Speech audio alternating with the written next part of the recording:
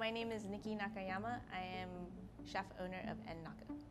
I'm Carol Ida Nakayama. I'm the sous chef and co-owner of naka.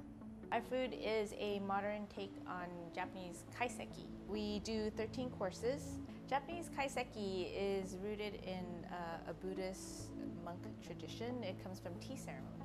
And it started out as food that just accompanied tea ceremonies because tea is known to have very harsh and bitter flavors. So all the food that was created for that was to sort of alleviate any of that harshness.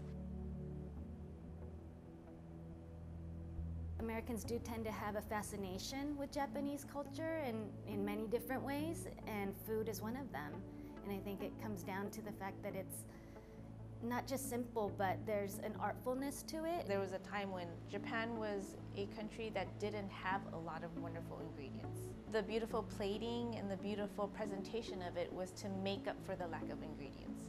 Because you can only get a small amount of fish, so you put it on a big beautiful plate, and that sort of like makes up for that lacking of something. And it was a representative of like trying to make do with what little you have, but loving it and appreciating it. When people do actually taste Japanese food and understand that, oh, this is what this ingredient tastes like, they can't help but enjoy it. There's so much of nature in it. It's the simplicity. It's the ability to take an ingredient, understand what its true flavor is, and to know how to enhance the best aspects of that flavor and to take away the negative aspects of that. And it's a constant restraint on using an abundance of other seasonings to hide flavors. To me, that's the core of what makes Japanese food Japanese. My last trip to Japan, I had the wonderful opportunity to speak with several chefs of really amazing restaurants. And they have this incredible appreciation for ingredients that were very representative of the area that they're in. Chefs in Osaka was like, this is only available in Osaka. Chefs in Tokyo was like, this is a very Tokyo style.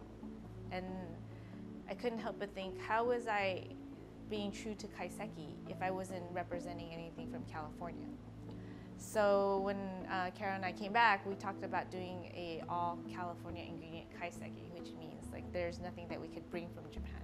Our cuisine has evolved to represent more of California. Beneath it all, the heart of it is very Japanese. It still tastes like it comes from a Japanese person. The palate is Japanese, even though the ingredients and combinations may be different. If we do our best and people can walk away from it saying that the heart of this meal is still Japanese, but it's not the kaiseki I experienced in Japan, that's the perfect compliment.